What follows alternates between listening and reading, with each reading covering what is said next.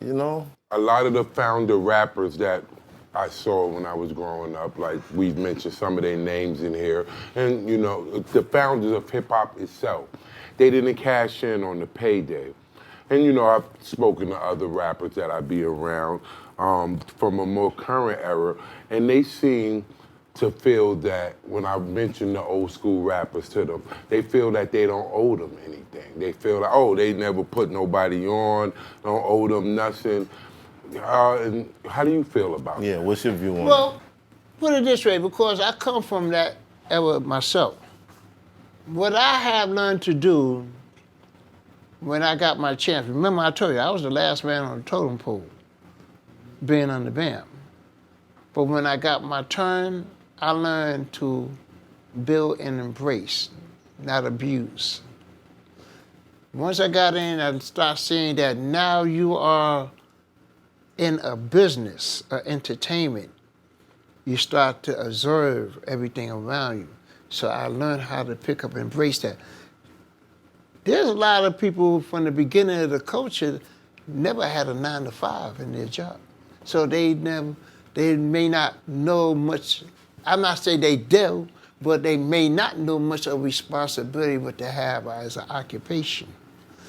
They lived off of pardon to what they was involved with. Right. You know, hey, I'm the top MC, I'm the top DJ. You know, everybody love me in the hood, everybody love me in the area. You know, I'm making this and that. But they never knew how to manage their success. Some of them that became recording artists, but never had somebody sit down with them to learn how to manage their career for the future time. I was fortunate to get involved with radio to learn about business and evolve from there. Right.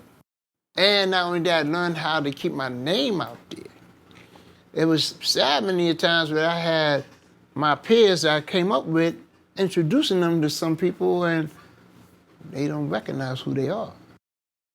There's some people that had some successful songs, but you don't know who the artist is. But you heard the songs all the time. Oh yeah, I remember that. Who made that? So, you know, they didn't go with the growth. Right.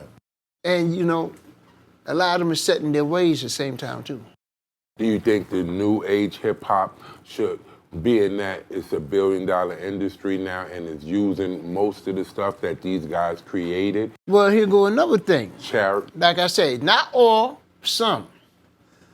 When the next wave came in, a lot of the present artists from before did not want to have open arms for them. Oh, you New Jacks, you this, you that, such and such, didn't want to accept them. At the same time, when some of them saw that, some of them was like, oh, well, that's the way you feel about us, so we're not thinking about you. And they moved on. We can't continue that. I mean, because the history get erased if we... Which is true. But if you show how to be open-minded and open arms to each other, that's why I respect a couple of artists that, like, what's the white boy name? Oh, man, Machine Gun Kelly. Yeah. He took time and reached out to Melly Mel, Yeah. Grandmaster cool. Caz, Kumo D, and they did a song together. That's We what need I'm more of them. Yes, that's what I'm talking about. We need more Yes. of them, but there's a disconnect because of how the elders feel and how the new ones feel. And we have to bridge that somehow. We have to push. You know what? It made me feel bad that, rest in peace to Mr. Bill Russell, who just passed away. That's my Bill rest in Russell peace. died? Yeah. Oh, you didn't know that? No, I ain't hear That's that. one guy I wanted to interview. You want to hear something wild? The NBA is retiring his number for Number. every all team. teams. Nobody can wear No, number 6 no no more. team can have I'm going number to tell you 6. why I brought up Mr. Bill Russell. Every generation that came through in the NBA, I saw had sat down and have a conversation with that. Because there was open communication. Sit down with Kobe, sit down with LeBron, sit down with many of the youths, sitting down with Curry. But you don't see that in hip hop. Do you think it's because of the competitive nature of what we come up? We work so hard to go against each other to be. feel like they don't owe the old rap. We not more competitive. But than I basketball. they don't feel like they like them either. Competitive. Yeah, The younger rappers don't feel like the older rappers like them. Because a lot of They them don't have. listen. You have on both sides. You have the older ones that did not want to embrace them and made them feel some kind of way, and you got the younger ones that feel like, well, your time is up. Yeah. As you were saying, gatekeeper. Yeah, I Right. feel like that's constant though. It's not. But It's what not. Red is saying, It's we not. just need to highlight the people that do it. Like, Yeah. shout out to Method Man. Yeah. Method Man is out And here I think still that's the smoking case. everything We gotta moving. give more love to the people that Yeah. are still There's people that before are doing him. it. If you have older generations who are threatened by the presence of the youth because it means their time is up, they're going to react in a negative. But every if you year we- have younger generations who feel like they can't measure up to the standard that that these other guys are setting, they're going to react negative. And when those two meet in the middle, it looks like, well, fuck you, well, fuck you. That's what you get. But if you're nice and you're young, and I'm secure in my career, and I'm secure in what I've done, and I'm secure in my reputation and what I've been able to put in stone, and your presence doesn't threaten my reality, and I admire your skill set, and you see the standard that I set, and your whole thing is, I'm gonna be better than that guy. I'm gonna be as good or better than that guy. And you come at a real MC, with that mentality, those guys get along. He chops it up nonstop with everybody. Don't nobody come in here talking, and we go all up and down. Graph, another one, all up and I see people.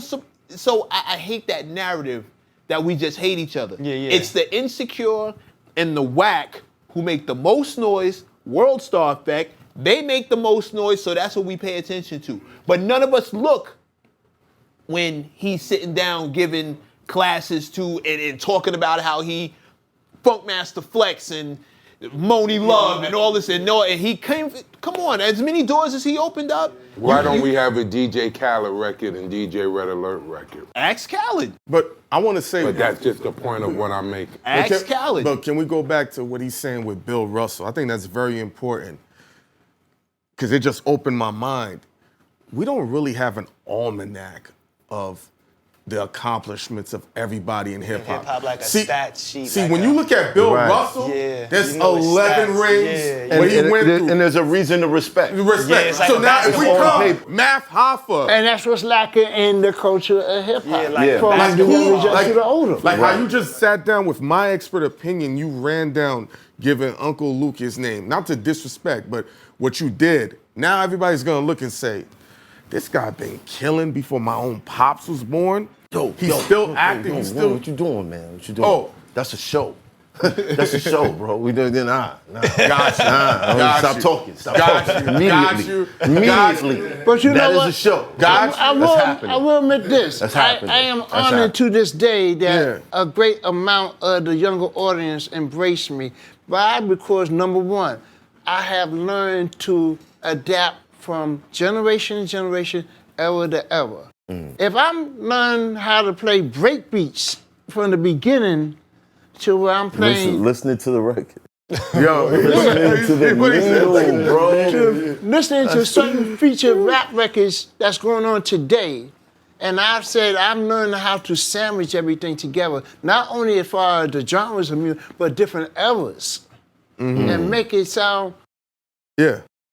Again, why isn't nobody doing that? Taking records from then and now and making like blends. It is somebody Jim- doing that. Jim- It is somebody doing that. Jim, It is somebody doing that. Yeah, there it is. It is somebody doing that. There it is. No? There it is. Jim Jones and Mano just made a whole album. Jim Jones and Taking a bunch of 90s beats. No, I mean taking the actual song. The songs, yeah. And then Oh, I see what you're saying. Yeah. Like, okay, a lot of the youths at the that work at the station, in different departments, there's some of them that take time and talk to me because I show them, I present myself where I'm approachable. It's not like I'm going to be snobbing, turn off from you, and I don't want to be bothered with you. Right. And they come and ask us, I take time to talk to them.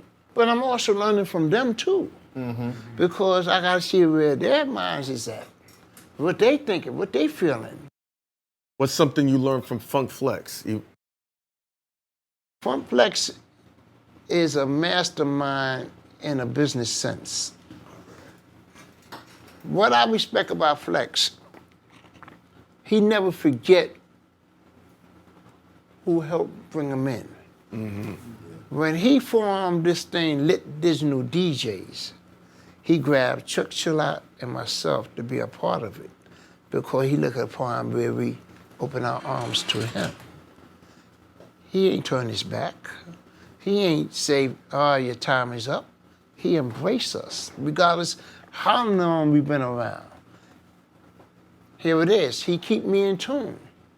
He let me know. Anything I'm aware of, I bring it to him. That's how it's supposed to be with everybody. But a lot of people don't think that. His career isn't threatened by your presence. What he's established with himself isn't threatened by the presence of a legend. That's what happens when you're securing your career. That's what you can do. And I gotta say, he spoke very highly of you Yeah, I for respect. a long while. I appreciate that. I have great respect for Flex. I know how the public may come across, look at him as being loud, cocky, arrogant. But you get to know him personally, he's not that 24/7. Right. He coming across as what he's known for doing, being on the air and doing his show. Right. Away from that, now he still got his sixth sense where he gonna feel you out to see how far they take you. But he using that mind so well to strategize everything he does. Right. Awesome. Which is why the youth still love him on Hot 97. Right. He come across them where they embrace him. I know a lot of Flex. people say, I Shout want out the to old Flex. Flex, I want the old Flex. He may give it to you, but in order for him to keep going, he gonna give the new to the audience that still lock in with him. Because if you stick to the same old, you limit yourself and you only go so far. Right.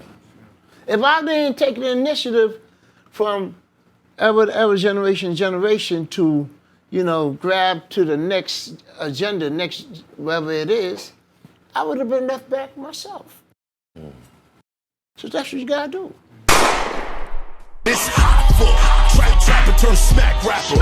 Only smack rapper that you know is smack rappers. Got bars I can hang with the backpackers. Trap star, I don't hang with the backpackers. I'm in the hood with the work you heard. Making fiends leave earth you heard. Got your baby mama thirst you heard. Feel the flow, nigga, throw it in reverse. This the wave you need to surf you heard.